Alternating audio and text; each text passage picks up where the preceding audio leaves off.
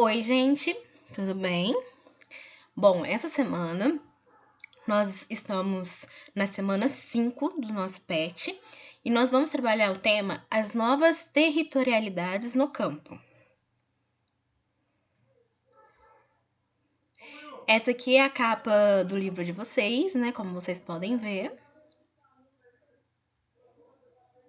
Bom, então vamos relembrar alguns termos que vocês já estudaram. Primeiramente, o que é a Revolução Verde? Bom, relembrando lá, né, de alguns PETs que já passaram, né, a Revolução Verde tratou-se de um conjunto de inovações tecnológicas que permearam o setor primário da economia, tá? Ou seja, a agricultura e pecuária, a fim de melhorar tais atividades. E temos ainda a criação dos OGMs, que são organismos geneticamente modificados. Tá? Então, a Revolução Verde foi uma revolução que trouxe tecnologia para o campo, né? Então, trouxe agrotóxico, trouxe novas formas de produzir, então trouxe muitas coisas e teve muitos impactos também. O êxodo rural. O êxodo rural é o deslocamento de uma população da zona rural em direção às cidades. Vocês já devem estar cansados de saber desse termo, né? Mas é um termo muito importante e é importante que vocês guardem também, tá? Emigrante com E é aquele que emigra, ou seja, vai embora de um país, região, qualquer lugar, ele vai embora daquele lugar para viver em outro, tá? E imigrante com I é aquele que imigra, ou seja, entra no país ou região para viver naquele local, tá? E a imigração é um movimento de emigrantes e emigrantes, tá? Esses termos são termos muito importantes de vocês decorar, de vocês entender o que cada um significa mesmo, certo? Para vocês poderem compreender a matéria. As relações entre campo e cidade. Bom, cidade e campo são... cidade, campo, urbano e rural, embora seja colocado como se fossem sinônimos, são bem diferentes, né? Cidade e campo, por exemplo, são formas concretas de materialização de um modo de vida. Então, a cidade, o campo, ela simboliza a forma como é aquela região. Então, a cidade, nós temos prédios, nós temos casas, nós temos muitos carros. Isso é a materialização do modo de vida, tá? E urbano rural são representações sociais. Então, é o modo de vida que as pessoas vivem, né? Como elas se relacionam, né? No urbano, nós temos uma relação muito dinâmica, né? Tudo é muito rápido, tudo as pessoas estão sempre com pressa, né? E no rural as pessoas são mais tranquilas, né? Mais reservadas, tá? A relação entre cidade e campo é vista por meio da divisão do trabalho em intelectual e manual, de modo que na cidade é beneficiado o produto oriundo do campo. Então nós temos sempre essa relação entre campo e cidade, certo? E essa divisão e essa relação é por meio da divisão do trabalho, seja ele intelectual ou manual. Então, a cidade, ela depende do campo e o campo depende dela, né? Sendo o campo dependendo mais da cidade do que a cidade do campo, né? Digamos assim, tá?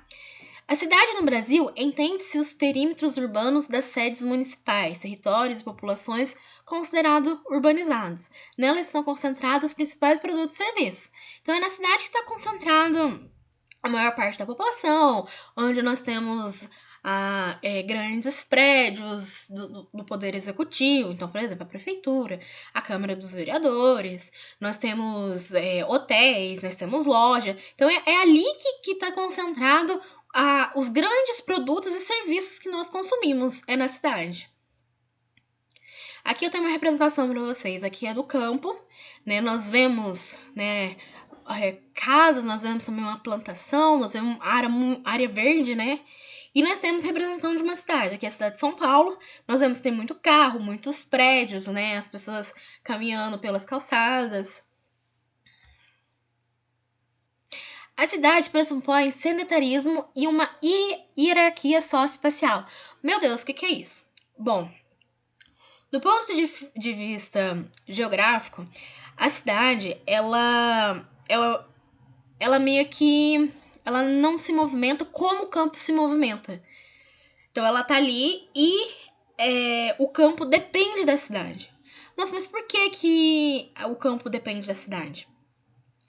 Porque todos os produtos que é produzido no campo precisa vender. E onde nós vendemos? Na cidade. Então, nisso, numa hierarquia socioespacial, a cidade ela está acima do campo, tá? Então, a cidade não apenas controla e comercializa a produção do campo, mas também passa a transformá-la e agregar o valor a esta, expandindo sua esfera de dominação. Então, nós temos um produto que é produzido no campo, por exemplo, vamos pegar a soja, né? A soja ela é produzida no campo, mas assim, a gente geralmente não consome a soja pura, né? Então ela vai para a indústria e ali na indústria ela se transforma em outros produtos.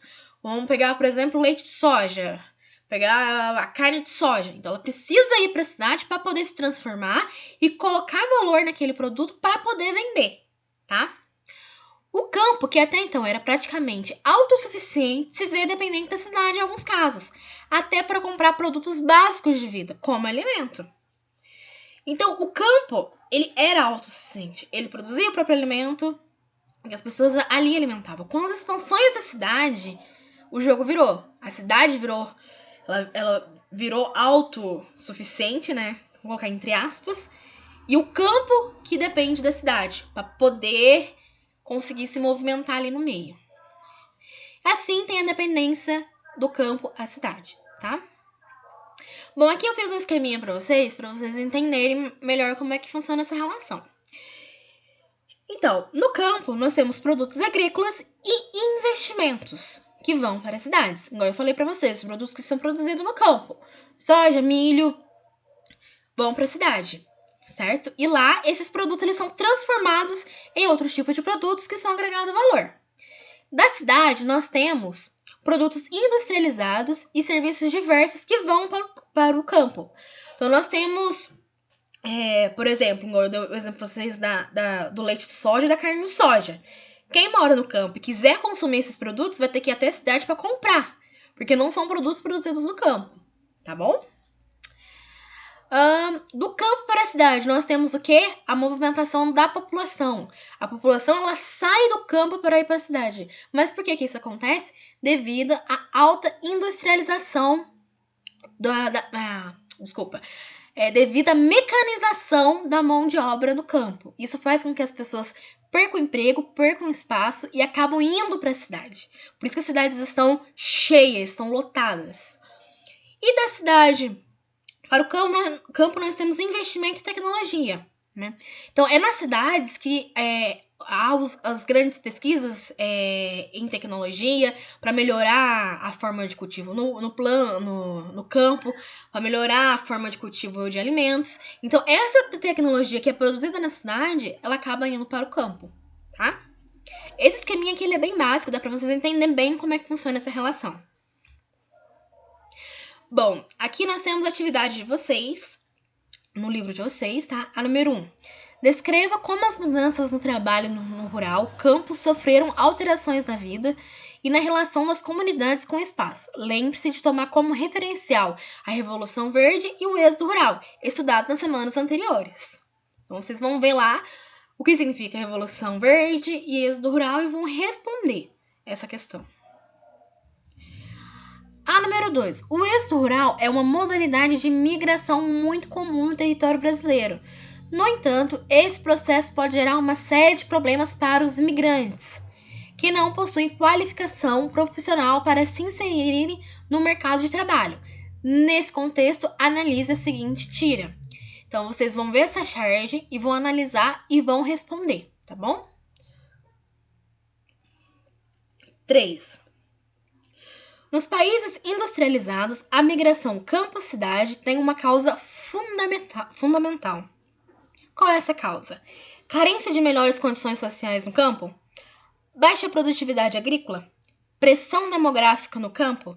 Substituição da mão de obra pela mecanização? Então, vocês vão assinalar qual é a correta. 4. Nas regiões subdesenvolvidas, ocorrem 2 tipos de êxodo rural.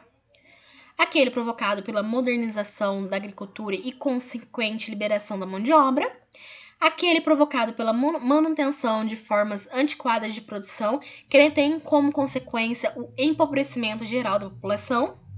A respeito dos dois tipos de imigração, pode-se dizer que, no segundo tipo, predomina uma agricultura comercial especulativa, que emprega numerosa mão de obra. Gente, lá no PET 3, eu especifiquei para vocês os tipos de agricultura.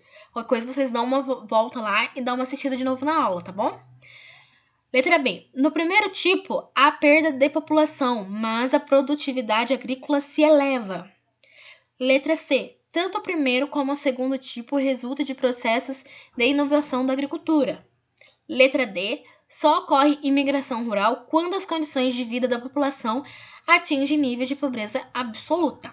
Então, vocês vão assinalar aí, tá bom? 5. O processo de migração é resultante de vários fenômenos políticos, econômicos e sociais, os quais modificam as sociedades. No Brasil, um intenso processo de movimentação da população ao longo da segunda metade do século XX provocou várias mudanças no país. A principal consequência desse movimento da população nacional foi o aumento da população urbana. Esse movimento é chamado de refugiado ambientalista, diáspora brasileira, migrações externas ou êxodo rural. Então, vocês vão assinalar qual é a correta. Bom, aqui estão minhas referências bibliográficas, onde eu tirei essas informações para vocês, tá? Qualquer coisa, vocês voltam lá, leiam sobre o tema, tá? Que é muito interessante esse tema. Em caso de dúvida, vocês podem entrar em contato comigo pelo meu e-mail, tá? vanessa.carneira@alunos.ifstudiaminas.edu.br. Gente, um grande abraço, né? E até a próxima.